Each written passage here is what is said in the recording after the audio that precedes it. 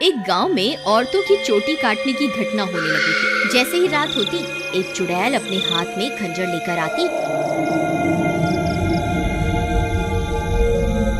और जो भी औरत उसे सोती हुई मिलती, वह चुड़ैल उसकी चोटी काट कर वहां से चली जाती। किसी को ये समझ नहीं आ रहा था कि ऐसा क्यों हो रहा है।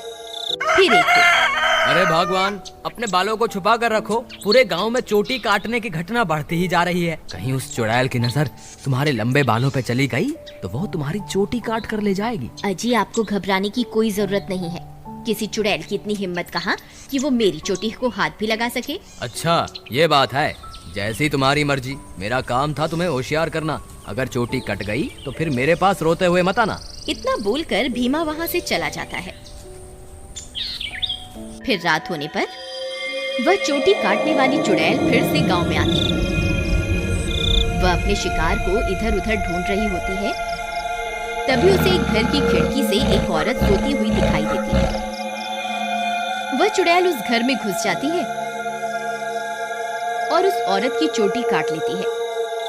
जैसे ही औरत की चोटी कटती है, उसकी नींद खुल जाती है। हे भगवान, ये चुड़ैल अंदर कैसे आ गई?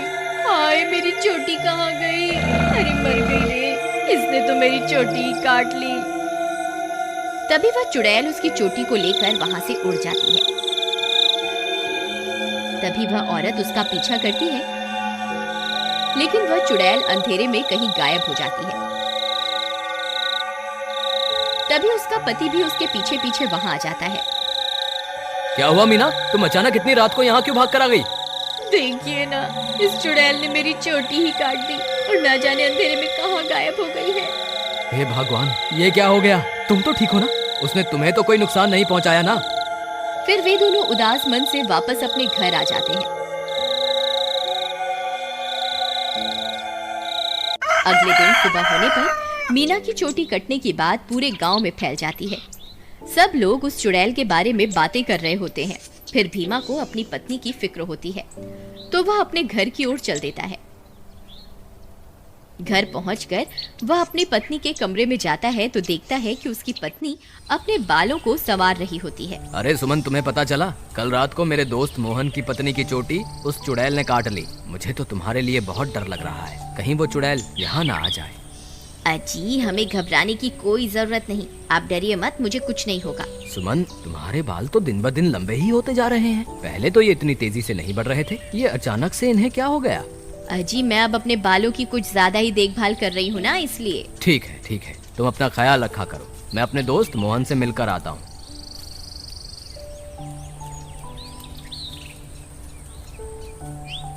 अरे भाई मोहन, तुम कैसे हो? भाभी के बारे में पता चला, सुनकर बहुत दुख हुआ। क्या बताऊं भीमा भाई, जब से मीना की चोटी कटी है उसका तो रो रो कर बुरा हाल है। और बताओ, सुषमा भाभी तो ठीक है ना? अब तुम्हें भाभी का बहुत ज्यादा ख्याल रखना होगा, कहीं चुड़ैल उन्हें अपना अगला शिकार न बना ले। तुम सही कहते हो भाई, मुझे भी बहुत फिक्र हो रही है। ठीक है, अब मैं चलता हूँ। तुम अपना और मीना का ध्यान रखना। फिर इतना बोलकर भीमा वापस अपने घर आ जाता है। रात होने पर भीमा सो रहा होता है। अचानक उसे चीख सुनाई देती है। उसकी नींद खुल जाती है। वह इधर उधर देखने लगता है। सुमन कमरे में नहीं होती। वह बहुत डर जाता है। सुमन, कहाँ हो तुम? सुमन, कहाँ हो तुम? अरे मैं तो लुट गई, बर्बाद हो गई। ये चुड़ैल तो मेरी चोटी काट कर ले गई। हाय, मैं तो लुट गई। अरे, ये किसकी आवाज है? लगता है चुड़ैल ने फिर से किसी औरत पर हमला कर दिया है। मुझे बाहर जाकर देखना होगा। फिर वह भागकर बाहर जाता है और देखता है कि बाहर कुछ गांव वाले खड़े होते हैं। वह उनके पास जाता है। क्या हुआ भाई? ये चीख पुकार कैसी थी? क्या हुआ? सब ठीक तो है ना? नहीं भाई, अभी अभी चुड़ैल इस बेचारी की चोटी काटकर अंधेरे में गायब हो गई। हे भगवान, सुमन तुम कहाँ हो? मुझे वापस घर जाना चाहिए। फिर वह वापस अपने घर की ओर दौड़ पड़ता है। जब वो घर पहुंचता है तो देखता है कि सुमन अपने बालों को सहला रही होती है। वह उसे देखकर हैरान हो जाता है। सुमन, तुम कहाँ चली गई थी? तुम्हें पता है अभी चुड़ैल ने फिर से किसी की चोटी काटी। क्या तुम्हें बिल्कुल भी डर नहीं लग रहा? सुमन उसकी बातों को अनसुना कर देती है और खुशी खुशी अपने बालों को सहलाती रहती है। सुमन के बाल अब और भी लंबे हो चुके होते हैं।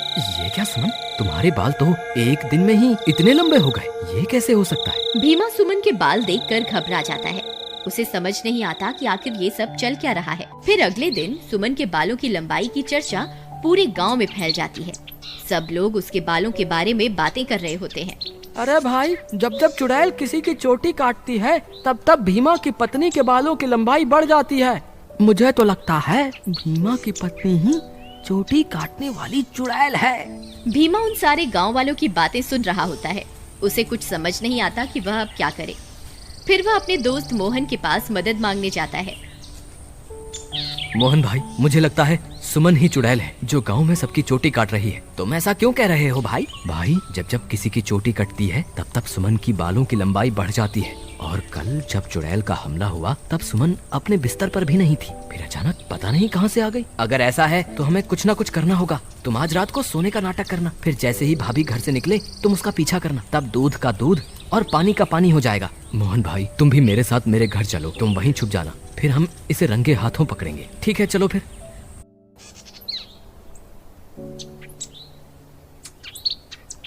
फिर वे दोनों भीमा के घर आ जाते हैं और मोहन अलमारी के पीछे छुप जाता है। रात होने पर भीमा सोने का नाटक करता है। तभी सुमन उठती है और घर से बाहर निकल जाती है। भीमा भाई उठो, देखो भाभी घर से बाहर निकल गई है।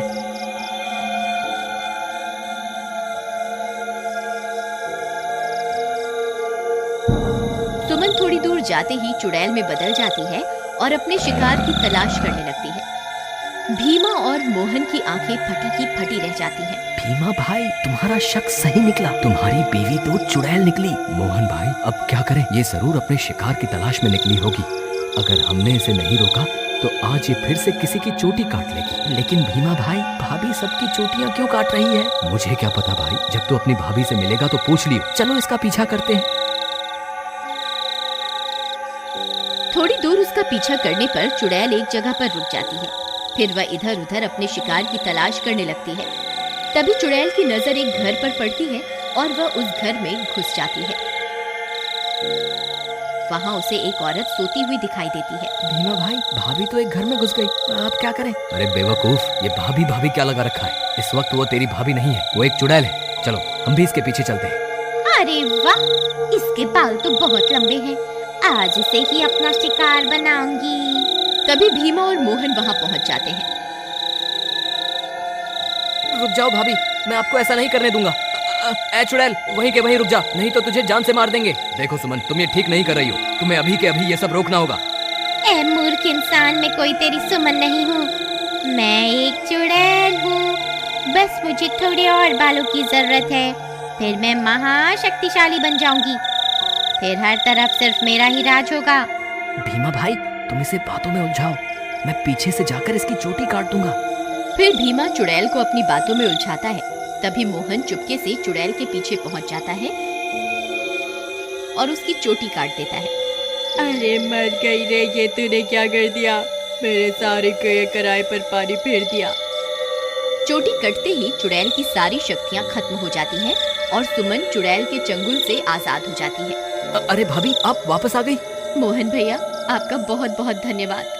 आपकी वजह से मुझे इस चुड़ैल से मुक्ति मिल गई। भीमा भी अपनी पत्नी को वापस पाकर खुश हो जाता है और वे दोनों फिर से एक साथ रहने लगते हैं। इस तरह गांव वालों को चोटी काटने वाली चुड़ैल से छुटकारा मिल जाता है और सब गांव वाले हंसी खुशी रहने लगते हैं।